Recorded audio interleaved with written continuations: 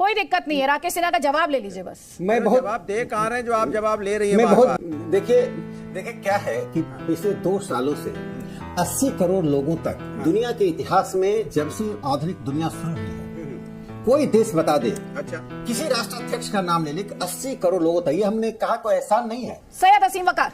नहीं, राकेश सिन्हा जी बहुत काबिल आदमी है। 80 करोड़ लोगों को आप 600 रुपए महीने का राशन दे रहे हैं, मान लिया महीने में एक बार 600 रुपए का राशन 80 करोड़ लोगों को, और 75 करोड़ लीटर पेट्रोल रोज बिकता है, 135 करोड़ लीटर डीजल रोज बिकता है। 135 करोड़ लीटर डीजल के ऊपर आप 62 रुपए वसूल रहे हैं, तो अब आप अंदाजा लगाइए डेली आप वसूल कितना रहे, और महीने में एक बार आपने एक परिवार को 600 रुपए का राशन दे दिया।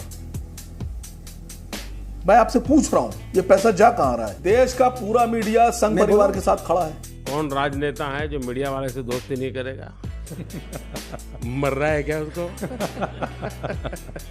पूरा मीडिया संघ परिवार के साथ। आप मीडिया पर आ गए। जो सवाल आप लोग को पूछना थे वो हम लोग को पूछना पड़ रहा है। अच्छा। मैडम जो सवाल आप लोग को पूछना थे वो मजबूरी में हम लोग को पूछना पड़ रहे हैं। 70 बरस तक तो आप ही थे।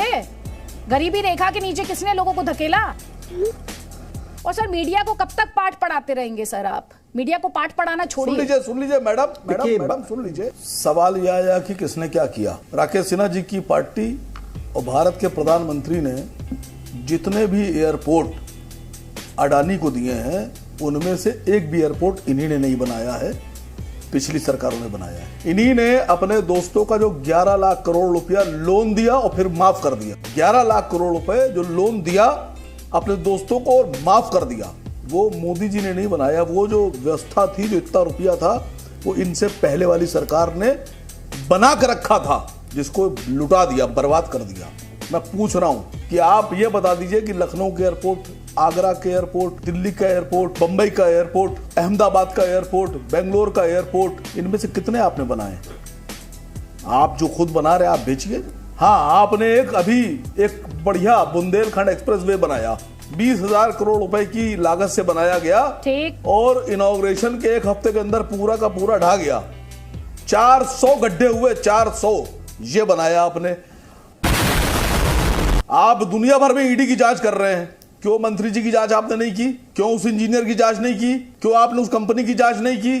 तो सर आज तो आपको भी प्रोटेस्ट ज्वाइन कर लेना चाहिए था। मैडम हम तो शुरू से बीजेपी के खिलाफ हैं, जब से राजनीति में आए तब से बीजेपी के खिलाफ हैं। बस फर्क इतना है कि 2014 से पहले भी राकेश सिन्हा जी कई बार मेरे साथ डिबेट में रहे, और मैं पुरानी डिबेट्स की अब क्लिपिंग निकालूंगा, वो आर्काइव में होंगी। और राकेश सिन्हा जी ऐसा रोते तो भोभो करके ज़ारो कतार, जब 390 रुपए का सिलेंडर था, और जब 60 रुपए का पेट्रोल था, 45 रुपए का डीजल और 50 रुपए का डीजल था, तो ऐसा लगता था जैसे पूरा का पूरा आसमान फट पड़ा। और आज 100 रुपए के पेट्रोल के ऊपर बता रहे हैं कि जरूरी है। सर आपको पता है ये क्यों हो रहा है ऐसा? राकेश सिन्हा जी आप तो काबिल आदमी है। देखिए, देश का जो रुपया है उसकी औकात, इज्जत गिर गई, पूरी इज्जत गिर गई।